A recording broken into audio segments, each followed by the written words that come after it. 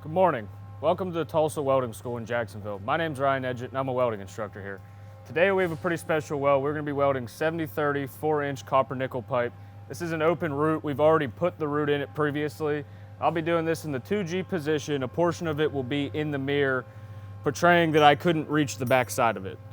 We'll be using a 16th wire, RN67 for our filler metal, a WP17 torch with a 7 cup, a 3/32 tungsten, and roughly 30 on our gas pressure.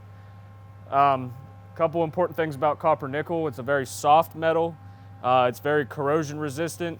You see it primarily in your maritime industries. It's very, very common in the naval industry.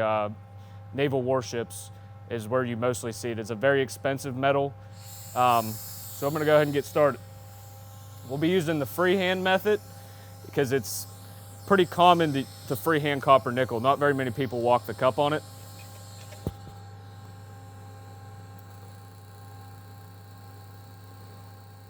So puddle control on copper nickel is very, very important because it'll cold roll quick, which is why people typically select a smaller filler wire.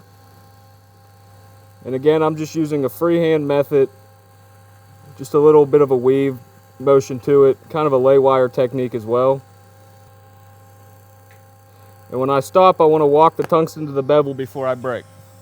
So when we weld copper nickel, as you can see, it's very important that we brush every time we stop. It's a very dirty metal. It doesn't stay clean. It doesn't come clean from the manufacturer. And a lot of that has to do with the filler wire. If you see right here along this tow line, it looks like there's garbage in it. All that is the filler metal makeups coming out of it. So again, we're running scratch start, which is, you typically use a high frequency with a roller button or a north-south button or a one-touch button. We're running scratch start, so it's very important that I bring this wire across my cup to start the tungsten, and I'm not getting tungsten inclusions touching the actual metal with my tungsten.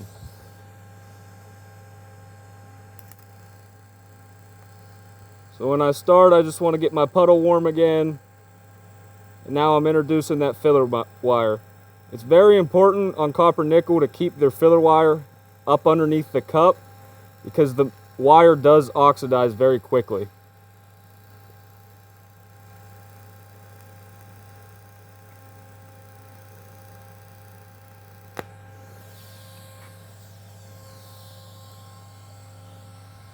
So again, very important that I come around and brush. And a pretty good rule of thumb, there's nothing scientific about it, but how you know copper nickel's staying at the right temperature is you'll get this gold. If you're brushing and it comes back purple, it's a good indication that you're running a little too hot or you're not letting the pipe cool quite enough. So now I have to adjust here on my torch.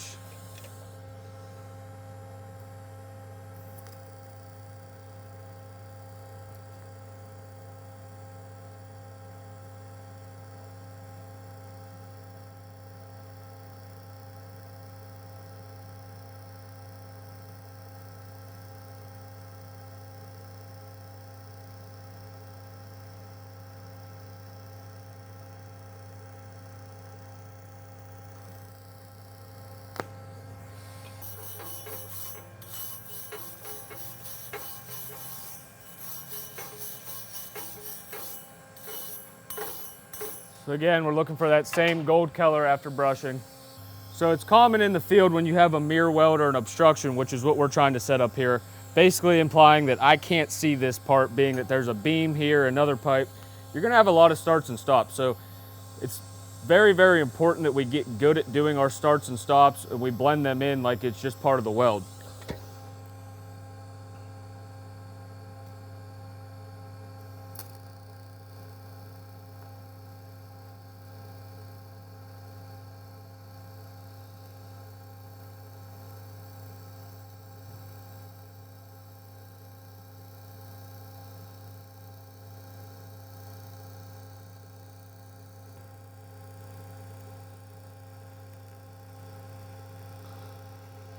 And I'm really just trying to keep that filler wire in the leading edge of the puddle.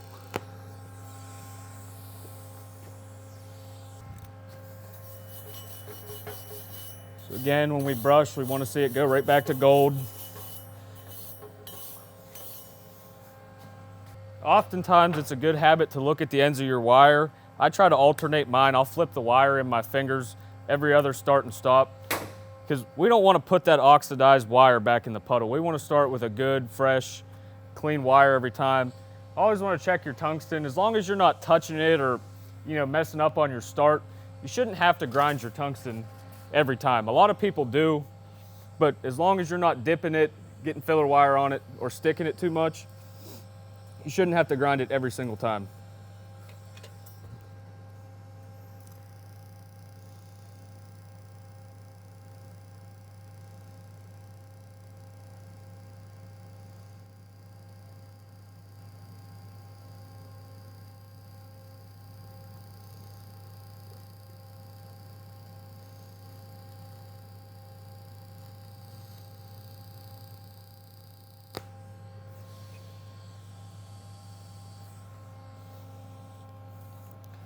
Now moving on to the mirror portion of this weld. A couple things to remember when mirror welding. I'm gonna go ahead and shut this machine off just so we don't have any accidents. A couple things to remember when mirror welding. Mirror placement is key. If you're not placed properly, you're not gonna be able to see your weld. If you can't see it, you can't weld it. The other thing is, when I'm welding in the mirror, I always wanna weld towards my mirror. So I want the tungsten pointing away at the mirror. I want it placed where the cup's not obstructing my view, because if I'm looking at the cup, I can't see the tungsten. That's where mistakes happen. Another big thing is don't out weld the mirror. So when I get to, roughly about right here, and in the 2G, I can kind of pivot with it so it helps a little bit. But when my face is on this side of the pipe and I can see the light from the tungsten coming off the side, I know I need to stop welding. And I teach my students that in almost all of my classes. Once you get uncomfortable, stop welding, because that's when mistakes happen. If we're uncomfortable and we're trying to make something happen, that's where you're gonna mess up. So again, mirror placement. I'll start here where I can just see the edge of my puddle there. Again, try to always start with a good clean part of the wire. And another really important thing with mirror welding is do a couple dry runs. See where you can get with how much wire you got in your fingers, where you can get your hands. When you set your mirror up, make sure you can get between the mirror with your torch.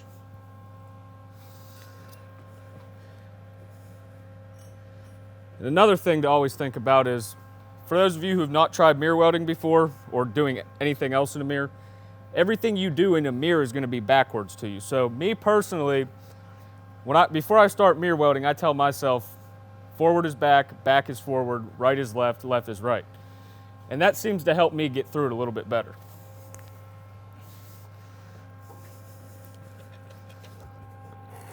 So on the mirror, I'm not always going to be able to start my tungsten on my wire, because a lot of times the wire is going to be the hard part to get to the puddle. So I just ever so gently get my puddle going.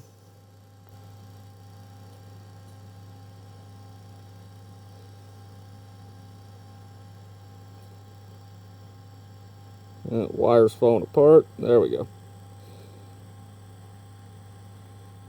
And the big key thing that I'm thinking about here is keeping that tungsten from protruding into that puddle or sticking. So again, if I get uncomfortable, I stop welding.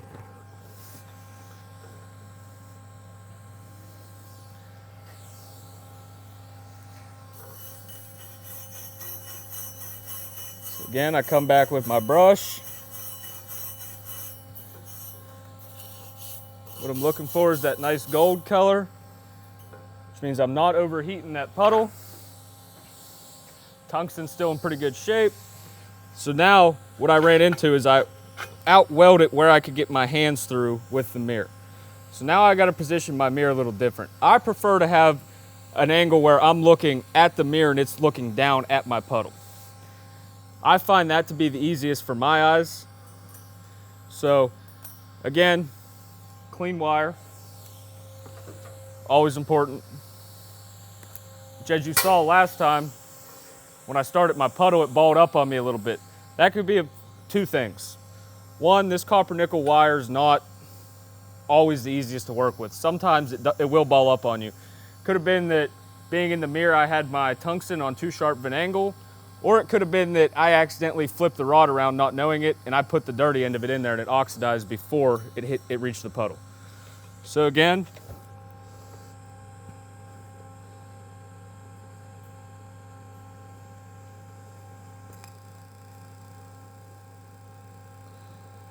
come back, fill in that little fisheye.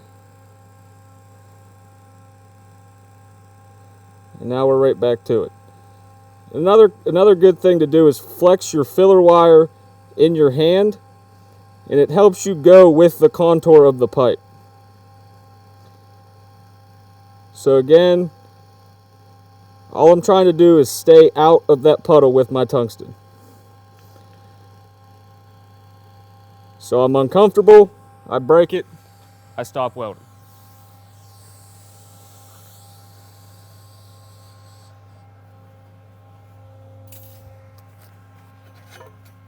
So now I need to move my mirror again. Again, I like that good downward view of it.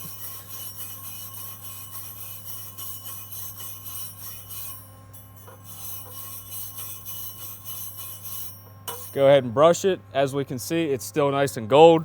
And a lot of times, the way you got to think about this mirror is, a lot of times, you know, obviously right now I can look around the side of the pipe and see it, but a lot of times you're not going to be able to see this. The only view you're going to have is in the mirror. The only view the QA man or your inspector are going to have is in the mirror.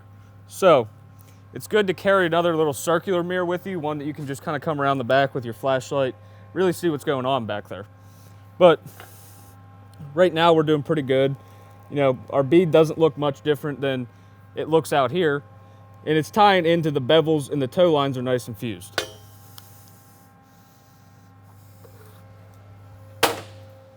So we want to start with our clean wire again.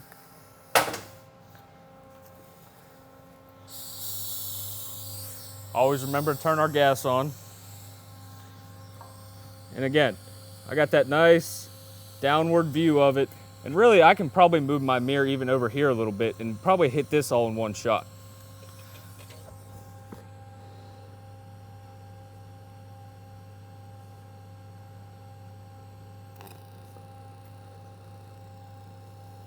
So go ahead and heat my puddle up, introduce my filler wire.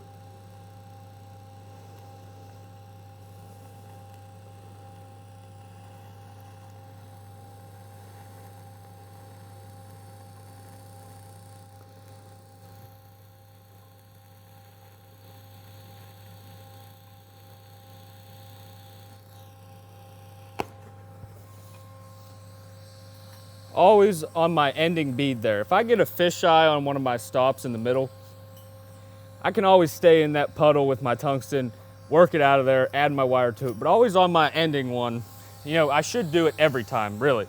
But always on my ending bead where I tie into the other one, I always want to walk that down on the edge of that and break that off into the bevel.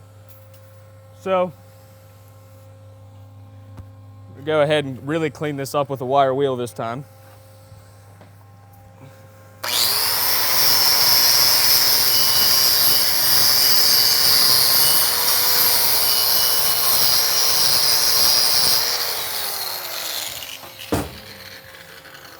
So still staying with the idea that I can't see this, all I can do is get a brush back there, because chances are if I'm welding it in a mirror, I'm not going to be able to get a 4-inch grinder to it. So it's pretty good and brushed. As I can see, I'm staying pretty even. I'm tying into the toe lines. Got a little bit of a fisheye there, but I'm not too worried about it.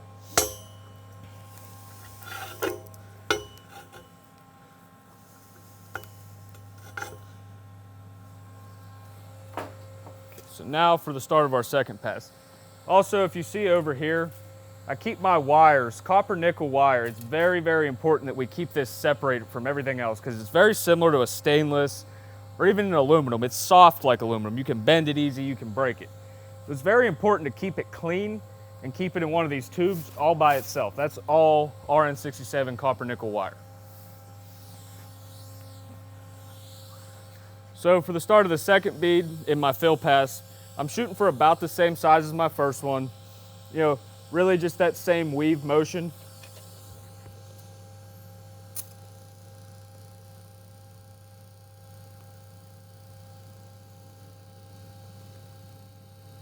And again, puddle control on this is very important, because if we're not controlling the puddle on this copper nickel, it's going to go wherever it wants. So we want to stay nice and tight with our arc length. We really want to keep the wire that we add about the same everywhere.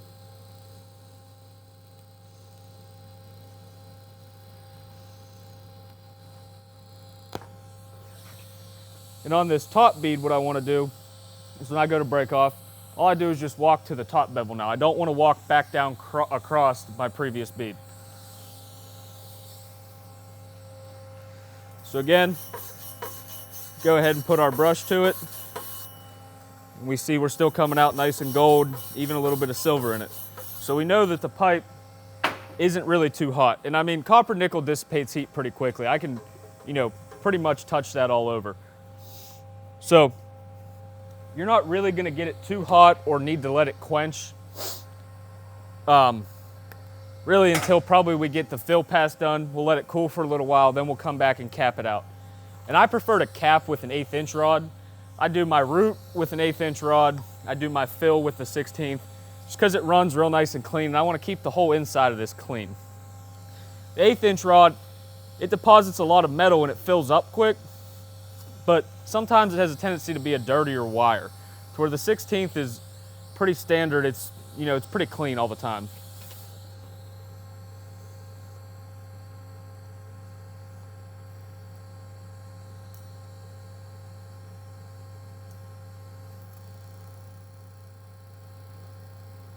Getting puddle going back on. Again, I'm just back to filling that wire in there, controlling that puddle. And I don't really want to overshoot how big this bead needs to be, because if I try to overfill a copper nickel puddle, it's going to get cold blap, it's going to get fat, and it's going to get ugly quick. It's just such a soft metal and soft wire that puddle control is extremely, extremely important. And anybody that's been welding copper nickel for a while will tell you the same thing.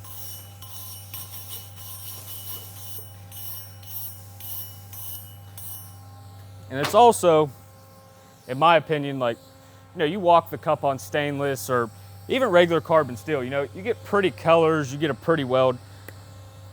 Copper nickel really is not a pretty welding metal. I mean, it's gold, it's pretty to look at, but like, as far as actually welding it, I mean, it's really a smooth weld. There's not a whole lot of bead appearance to it, regardless of walking the cup or not. It just doesn't, the wire and the metal are so soft, it's almost like spreading butter around on this pipe. It doesn't ripple pattern very well.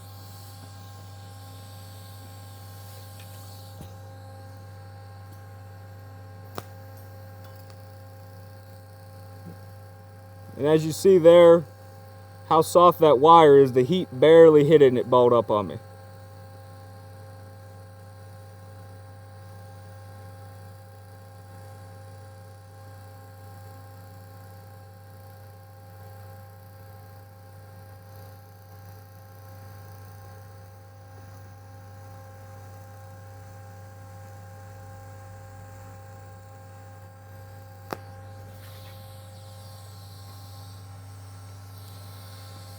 Again, we're just trying to fill that thing up as much as this wire wants to go in there. Not overfilling the puddle. Like I said, we're keeping that same gold look to it, so we're not really overheating it. As you can tell, we're moving pretty swift. This is a pretty fast welding metal because it's so soft. I mean, you can actually, this pipe here is a little thick to do it with, but you can actually take a piece of thinner copper nickel and hit it with the end of your chipping hammer, and you can actually put a dent almost all the way through the pipe. It's very common when we're working on ships that, you know, we're carrying a full 10-foot, 20-foot stick.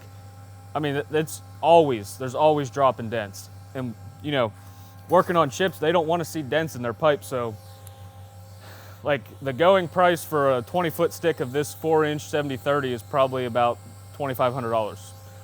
If we drop and dent it, we're wasting money.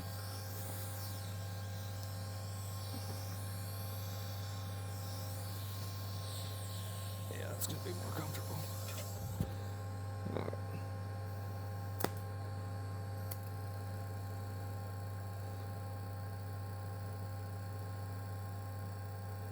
And see how that wire just, if the heat even relatively hits it, it's coming apart.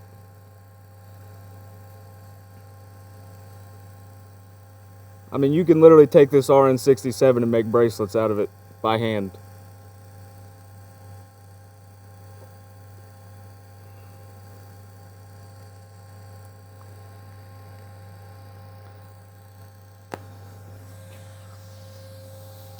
And as you can see how quickly it disappears. So I know the bead coming out of it doesn't look huge, but I mean, this was a 36-inch piece of wire, you know, when we started on half of the pipe.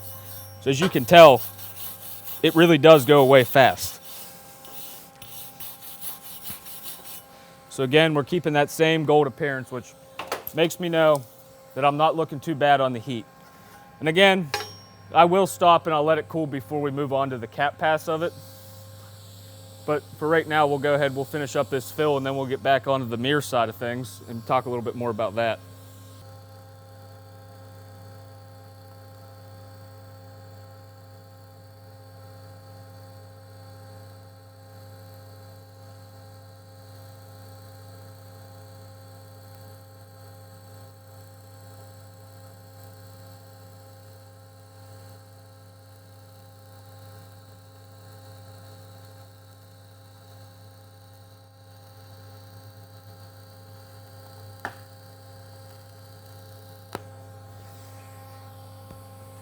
So as you can see in my fingers, you know, we teach walking the cup here at Tulsa, but we also will teach this freehand. We actually just had a couple recent students come up to me and they were looking to go into the government contracting industry, and they asked me to teach them how to weld copper nickel. So again, it's very uncommon that people walk the cup on it. I'm not saying you can't do it or that it's impossible to do. It's just not common, because a lot of times in the naval industry, they don't want us walking the cup. And that dates back to, you know, long ago. You talk to some of these older Navy HT guys and they'll tell you, you know, we weren't taught to walk the cup because they didn't want us doing it. So freehand in the government industry is extremely common. You won't see too many people walking the cup. And another reason for it is most of the spots we're working in on these boats, you don't have the room to get your hand and a torch in there and be able to walk the cup and move. It's not gonna happen. So even a lot of times, you know, this is my torch that I use here at school most of the time, but a lot of times we're running WP9 torches, which are much smaller, you know, also commonly called micro heads. And, you know, the cup's half the size. We run a short back cap. You know, you can just slide your hand around pipes and everything with it a lot easier.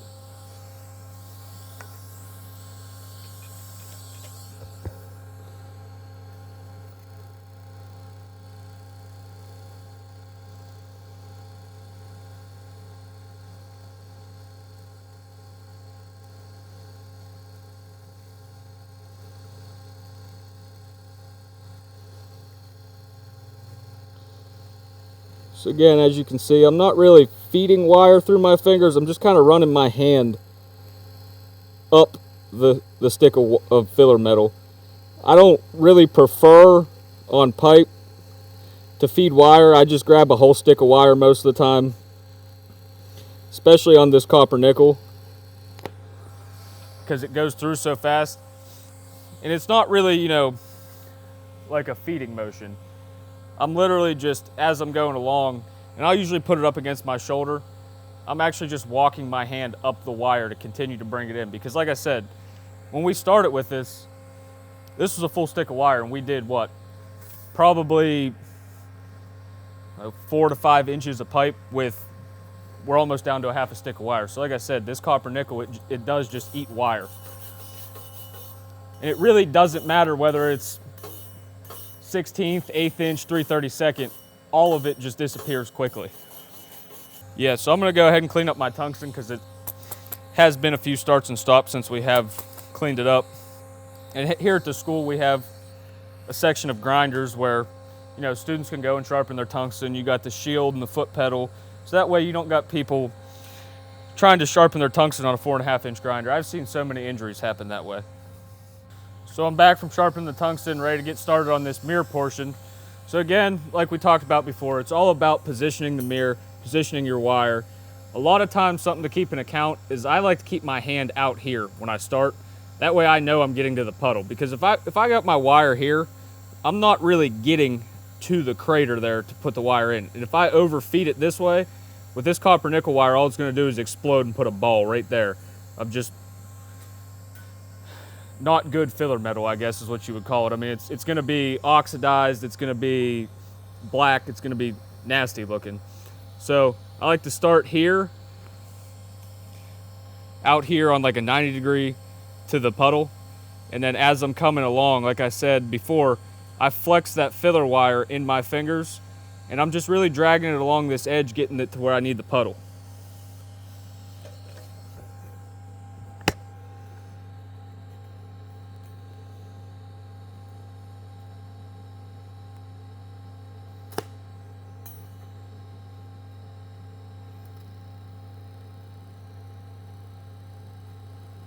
So again, we get the puddle going.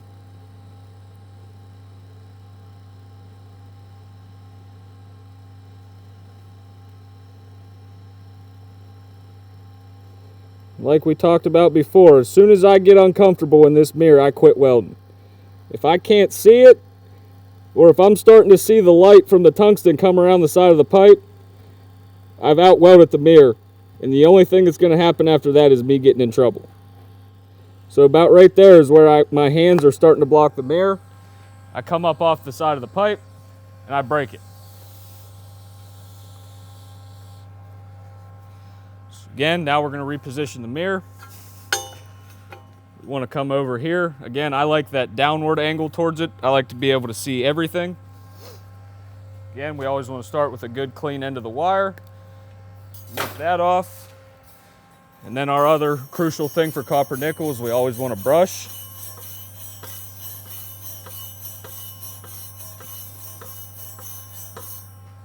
You know, you're pretty common too. You can check back and see, you know, how we did. You know, again, we're still staying about the same bead width.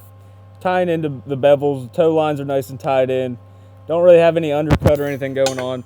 So we know we're staying all right. And that's the other thing about this copper nickel puddle, is if we try to overfeed it, it's so soft that it'll undercut it. It'll just puke the metal right back out. It won't take it if we try to overfill or overfeed all at once. So again, I like my wire at about that, not so drastic of an angle now, because now I'm coming around the pipe. So starting back here is actually where I'm uncomfortable to start, but right here I'm not really that uncomfortable. You know, I can keep the wire about right there, about where I'd usually have it. You know, I can see a lot better. It's kind of dead on to my face, the mirror is. All it is now is just remembering that everything is going to be backwards.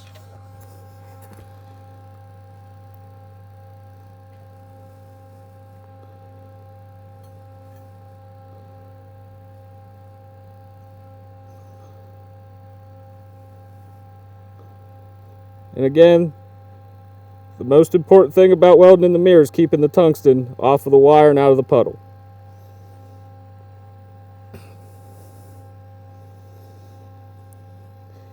So I've out-welded my mirror, my hands are in the way, I break it off.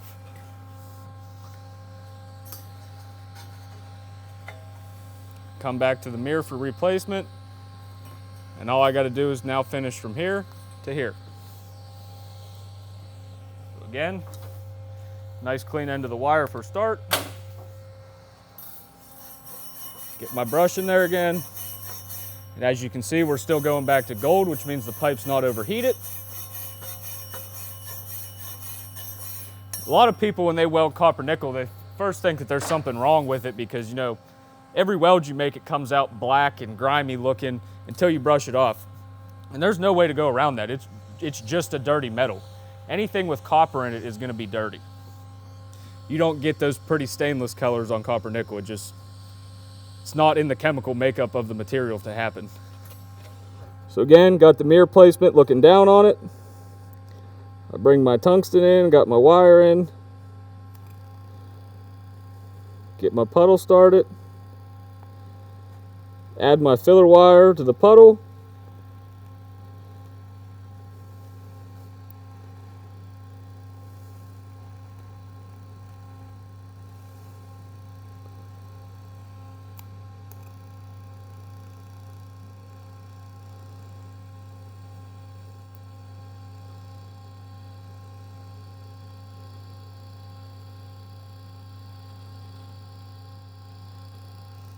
So right there, I'm uncomfortable, I break off.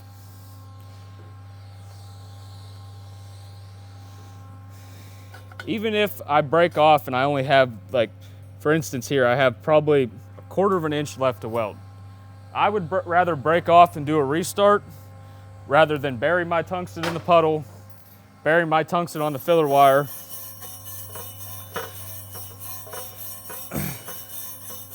or make a bad tie-in, put a big ball on there, or undercut it. That's why us learning restarts as welders is extremely crucial, because it's just part of welding. If you can make them look like part of your weld, you're already ahead of the game. So again, mirror placement, I always want the mirror out in front of me where I can see my tungsten, I can see my wire. I bring the tungsten down.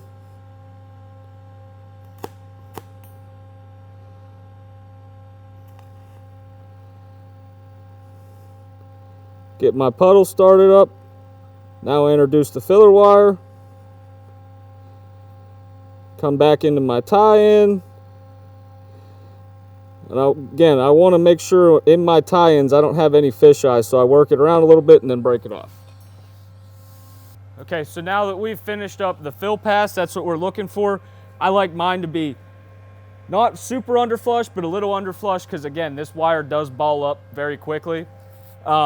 We're gonna let it cool down, and in the next video, I'll go over how to cap it with you guys. All right, so I'd like to take this time to show you guys a little bit more about mirror setup without welding it. So the machine's turned off, and so as positioning the mirror, so saying we're starting where we're starting, I'm gonna try to get the mirror as far out as I can get it away from my hands, but to where I can still see it to weld it.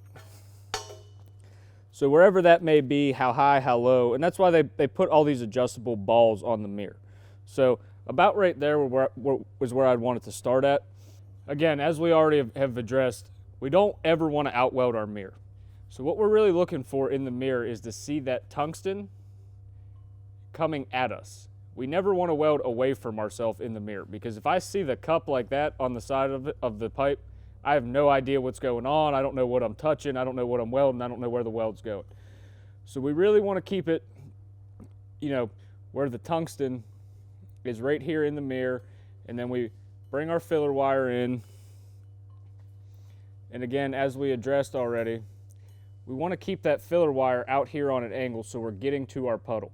And a lot of times you're going to be in such a tight position that you're actually going to have to cut your filler wire down into like 3 to maybe even a 4-inch section, and you know, you're going to have your fingers there, and they're going to start getting hot. And you know, if you're welding in a mirror, it's not going to be a comfortable position. You know, people don't just do this for fun like we're doing today.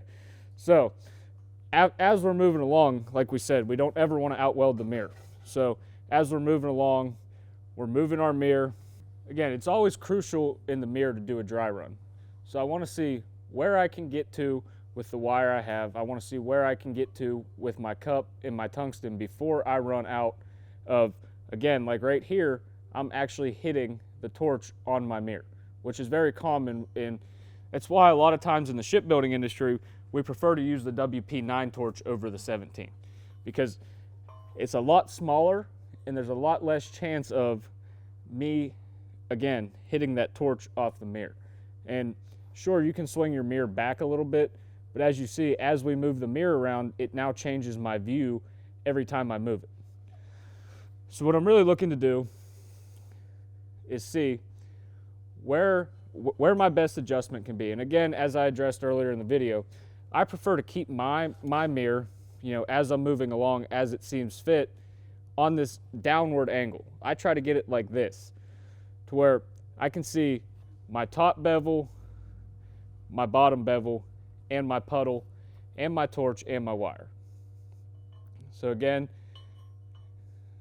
we want to be able to see our tungsten. If we're looking at the cup, which about when we hit right here on the mirror with the wire, right there, if we hit that part and we're passing that with the tungsten, we're really getting into that danger zone of not knowing where we're going. And another common thing to address in a mirror is for people that prefer to walk the cup, it's not a very easy method to use in the mirror. It's a lot easier to freehand, especially when you're just learning how to mirror weld. Thank you for watching our video today. I hope you enjoyed it. I hope you learned something today. If you would like to get some more tips and tricks and become a better welder, then subscribe to our channel. And if you would like to learn even more right now, then click on our link. Thank you, and we'll see you next time.